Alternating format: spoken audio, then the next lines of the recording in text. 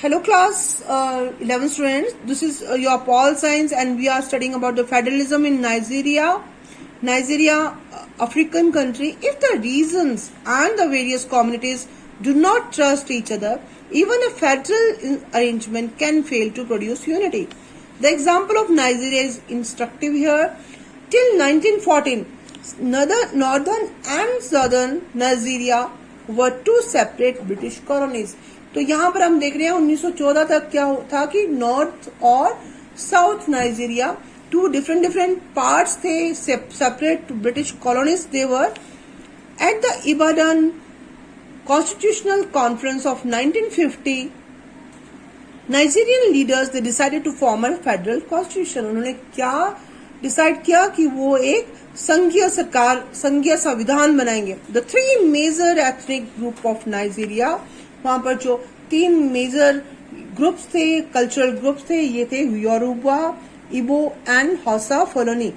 तो they are controlled by the regions of the west. वो ज्यादातर वेस्टर्न रीजन से कंट्रोल थे.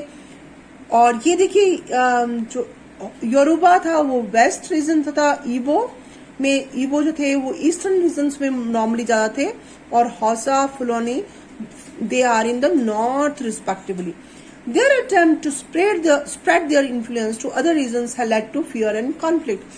और ये जो कल्चरल ग्रुप्स थे ये अपना प्रभाव जो थे दूसरे रीजन्स पे भी डालना चाहते थे. उसके कारण क्या हुआ, उनमें फियर्स और कन्फ्लिक्ट्स पैदा हुए. कन्फ्लिक्ट्स में संघर्ष की नौबत आई. These led to a military regime in the 1960 constitution. 1960 के संविधान में नाइजीरिया में क्या किया गया, both federal and regional government they jointly control the Nigerian police. जो फेडरल और जो रीजनल गवर्नमेंट थी, रीजनल मतलब वहां की जो उस पर्टिकुलर रीजन जो क्षेत्र की जो सरकार थी, उन्होंने वहां पर उन्होंने कंट्रोल किया नाइजीरियन पुलिस को. In the military supervised constitution of 1979 1979 के जो संविधान में फिर से विवेचना करके उन्होंने सुपरवाइजन करके उसको changes are done. No state was allowed to have any civil police. कोई भी जो रीजन था, स्टेट जो था, उसको कोई पुलिस प्रोवाइड नहीं की उन्होंने. Only military rule is here. Though democracy was restored in Nigeria 1999 में वहां पर फिर से डेमोक्रेसी का एस्टेब्लिशमेंट हो गया. पहले वहां पर मिलिट्री रूल था. Religious differences along with conflicts over who will control revenues from the oil resources continue to present problems before the Nigerian Federation. तो यहाँ पर में संघर्ष हमेशा कन्फ्लिक्ट रहता था कि कौन ऑयल रिजर्व्स को या रिसोर्सेज को कंट्रोल करेगा. तो क्योंकि वहां पर जो ऑयल रिसोर्सेज थे उन पर कंट्रोल करना उनका मेन मकसद था. क्योंकि because that economy is dependent on that. Local ethnic communities they resist centralized control of the oil resources. Oil पर जो रिसोर्सेज पर, संसाधनों पर सेंट्रल का कंट्रोल जो था उसका जो लोकल लोग थे, वो एथनिक ग्रुप वाले, वो उसका विरोध कर रहे थे. Thus Nigeria is an example of overlap of religious, ethnic and the economic differences among the unit. तो यहाँ पर आप देख रहे हैं कि अगर federation if power is divided into different groups also, power sharing भी हो रही है, फेडरेशन भी है, then also the conflicts are possible. संघर्ष फिर भी हो सकते हैं because of the cultural and. Even before independence, most leaders of our national movement were aware that to govern a large country like ours, it would be necessary to divide the power between the provinces and the central government. तो भारत जैसे एक बड़े देश में अगर central control ज्यादा होगा तो क्या होगा, that may lead to conflict. तो therefore हमारे जो ज्यादातर जो हमारे राजनेता थे उन्होंने ये हमारे आजादी के संघर्ष के दौरान ही समझ लिया था कि भारत जैसे बड़े देश को गवर्न करने, शासन करने के लिए क्या चाहिए होगा कि there must be a division of power between the provinces, मतलब क्षेत्रों, और जो सेंट्रल गवर्नमेंट में division of power must be there. There was also awareness that Indian society has had regional diversity and linguistic diversity. India is a very diverse country, बहुत विभिन्नताओं का देश है. यहाँ पर लैंग्वेज, लिंग्विस्टिक होते लैंग्वेज की डाइवर्सिटी है, रीजनल डाइवर्सिटी है. गुजरात महाराष्ट्र से बिल्कुल अलग अलग है. This diversity needed recognition. People of different regions and languages had to share power, and in each region, people of that region should govern themselves. तो क्या division of power must be there. शक्ति का, सत्ता का विभाजन बहुत आवश्यक है बिटवीन डिफरेंट रीजन्स, क्योंकि वहाँ के जो रीजनल लोग हैं वो क्या करें, उसको अपने आप वहाँ पर शासन करें और साथ में उसको यूज करें. This was only logical if you wanted a democratic government. अगर ये तभी पॉसिबल होता है जब हम कौन से गवर्नमेंट चाहेंगे, democratic. The only question was what should be the extent of powers to be enjoyed by the regional government. कितनी पावर मिलनी चाहिए रीजनल गवर्नमेंट्स को in view of the agitation of the Muslim League for greater representation to the Muslims. तो देखो मुस्लिम league ने क्या किया, आंदोलन चलाए थे बिफोर द पार्टीशन. जो पार्टीशन नहीं हुई थी उससे पहले जो मुस्लिम लीग जो थी, एक पॉलिटिकल पार्टी थी, उन्होंने कहा कि हमें मुस्लिम्स को ज्यादा रिप्रेजेंटेशन मिलना चाहिए, प्रतिनिधित्व तो मिलना चाहिए. तो एक कॉम्प्रोमाइज फॉर्मूला अटेन किया गया, एक कॉम्प्रोमाइज किया गया to give very large powers to the regions but discussed during the negotiation before partition. एक कॉम्प्रोमाइज फॉर्मूला लिया गया जिसमें कि जो ज्यादातर पावर्स जो थी वो किसको दी गई, बड़े बड़े रीजन्स को. ठीक है, जो बड़े बड़े क्षेत्र हैं. तो यहाँ पर देखिए, it was discussed during the negotiation before partition. जब देश का विभाजन नहीं हुआ था उससे पहले ही जब राजनेताओं ने नेगोशिएशंस किए, बातचीत की, तो वहां पर ये सारे फॉर्मूला डिस्कस हो गया था.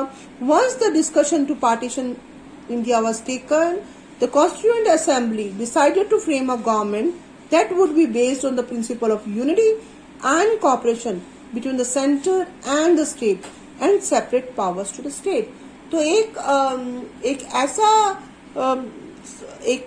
ऐसा कॉम्प्रोमाइज लिया गया, ऐसा कॉम्प्रोमाइज माना गया जहां पर क्या किया गया कि स्टेट को सेपरेट पावर्स दी गई, सेंटर को अलग पावर्स और स्टेट को अलग पावर.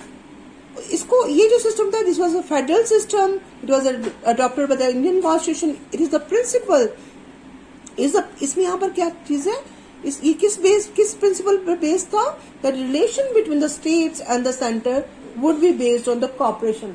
मतलब सहयोग रखेंगे जो केंद्र सरकार है और राज्य सरकार, वो सहयोग करके कार्य करेंगे.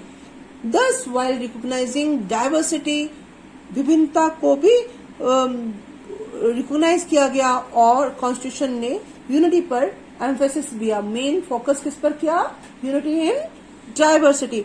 यहाँ पर आप आर्टिकल 1 पढ़ रहे हैं, India that is Bharat shall be a union of state. किसका, स्टेट्स का, राज्यों का एक संघ है, और the states and the territories there of shall be as specified in the first schedule जो कॉन्स्टिट्यूशन का है उसमें स्पेसिफाइड है. So now we will study about the division of power. There are two sets of government created by the Indian Constitution. दो set of government थी, two sets of government. One for entire nation, पूरे देश के लिए, जो centre की सरकार है, this is called the union government or the central government, जो अभी आपके at present मोदी's government कहते हैं हम, तो that is central government.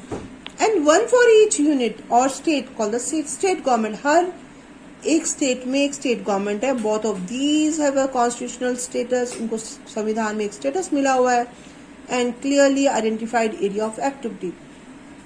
If there is an dispute about which powers comes under the control of the union and which under the state, this can be resolve by the judiciary on the basis of the constitutional provisions. अगर दोनों में कहीं पर भी संघर्ष की नौबत आती है तो ये कौन इसको सॉल्व करता है, जुडिशरी होते हैं जजेस, on the basis of the, और किस पर, on the basis of constitutional provision. संविधान में क्या क्या प्रावधान, प्रोविजंस का वर्ड होता है प्रावधान दिए गए, उनके बेसिस पर ये डिसाइड होता है कि which power must be given to what. The constitution clearly demarcate subjects which are under the exclusive domain of the union and those under the state.